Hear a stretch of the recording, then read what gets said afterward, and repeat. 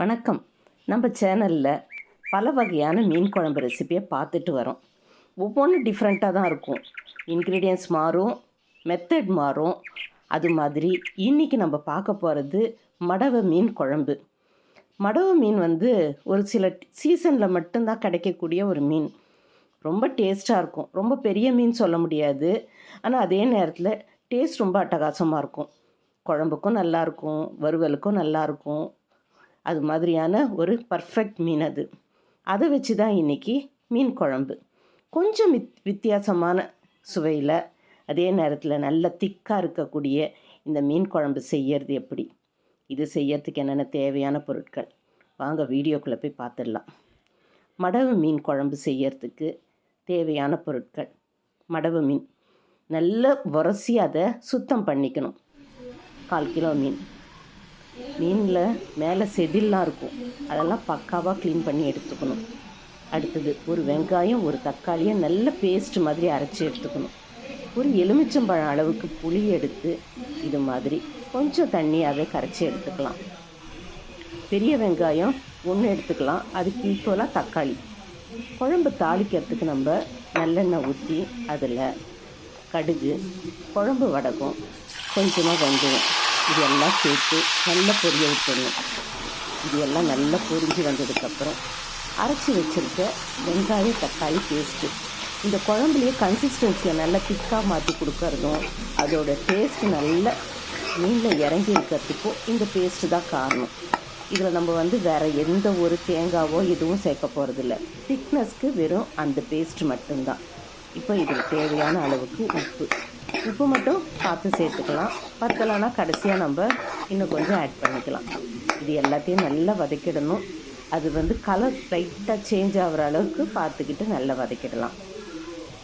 அடுத்து தேவையான அளவுக்கு குழம்பு மிளகாய் பொடி, நம்ம ரெகுலராக யூஸ் பண்ணுற அதே குழம்பு மிளகாய் தூள் தான். இதோட ரெசிபி வேணும்னா கூட நான் தனியாக ஒரு வீடியோவில் போடுறேன். இந்த குழம்பு மிளகாய் பொடியை எண்ணெயில் சேர்த்து நல்லா வதக்கிடணும். அப்போ தான் கலர் கொஞ்சம் நல்லா ரெட்டிஷாக இருக்கும், பார்க்குறதுக்கு ரொம்ப நல்லாயிருக்கும். இப்போ இது எல்லாம் பச்சை வாசனை போனதுக்கப்புறம் கொஞ்சமாக மஞ்சப்பொடி ஒரு 1/4 டீஸ்பூன் அளவுக்கு சேர்த்துக்கிட்டாலே போதும். இது எல்லாத்தையும் சேர்த்து நல்லா பச்சை வாசனை போகிற அளவுக்கு எண்ணெயில் வதக்கிடலாம். எப்போவுமே மீன் குழம்பு செய்கிறப்போ நல்லெண்ணெயில் செஞ்சால் டேஸ்ட் ரொம்ப நல்லாயிருக்கும். நம்ம முழுசாக சின்ன வெங்காயத்தை கட் பண்ணியும் சேர்க்கலாம், ஆனால் அரைச்சி சேர்க்குற இந்த குழம்புக்கு ருசியே தனியாக இருக்கும். மடவு மீனை இந்த மெத்தடில் குழம்பு வச்சு சாப்பிட்டோன்னா ரொம்ப ரொம்ப நல்லாயிருக்கும். புளியை இது மாதிரி ரொம்ப தண்ணியாக தான் கரைச்சி வைக்கணும். அப்போ தான் அது நல்லா கொதித்து குழம்பு நல்ல திக்கான கன்சிஸ்டன்சிக்கு வர்றப்போ டேஸ்ட் ரொம்ப அட்டகாசமாக இருக்கும். நம்ம புளி கரைக்கிறப்போ ரொம்ப கெட்டியாக கரைச்சிட்டோன்னா குழம்பு ஆரம்பத்துலேயே ரொம்ப கெட்டித்தன்மைக்கு வந்துடும். அது ஒவ்வொரு ஸ்டேஜ் பை ஸ்டேஜாக அது மாறினா தான் உங்களுக்கு குழம்புல ருசி கரெக்டாக இருக்கும். இப்போ இது மாதிரி தண்ணியாக இருக்க மீன் குழம்பு நல்லா கொதிக்க வச்சு அதை நம்ம பாதியாக வற்ற வைக்க போகிறோம்.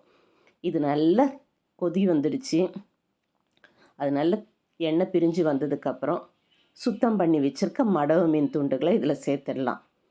இப்போ இது எல்லாம் சேர்த்ததுக்கப்புறம் ஒரு 2-3 நிமிஷம் வரைக்கும் கொதிச்சதுன்னா போதும். எப்பவும் போல தான் மீன் குழம்பு நம்ம சாப்பிட்றதுக்கு ஒரு 3 மணி நேரத்துக்கு முன்னாடியே குழம்பு ரெடி பண்ணிட்டா தான் அந்த குழம்புல அந்த மீன் ஊறி அதோட டேஸ்ட்டு மொத்தமாக குழம்புல இருக்கிற காரம், புளிப்புத்தன்மை எல்லாம் அந்த மீனில் அப்போ தான் கலக்கும். அதனால் 3 மணி நேரத்துக்கு முன்னாடியே இந்த குழம்பை ரெடி பண்ணி எடுத்து வச்சிட்டோன்னா நம்ம சாப்பிட்றதுக்கு ரொம்ப கரெக்டாக இருக்கும். இப்போ எண்ணெய் மேலே வந்துருச்சு, குழம்பும் பர்ஃபெக்டாக ரெடி ஆகிடுச்சு.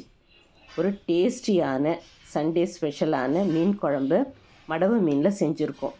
இப்போ இந்த மீன் சீசன்றனால எல்லாருமே இது மார்க்கெட்டில் கிடைக்கிது. இந்த மீன் வாங்கி ட்ரை பண்ணி பார்த்துட்டு இந்த மெத்தடில் செஞ்சு பாருங்கள். கொஞ்சம் டேஸ்ட் டிஃப்ரெண்ட்டாக இருக்கும்.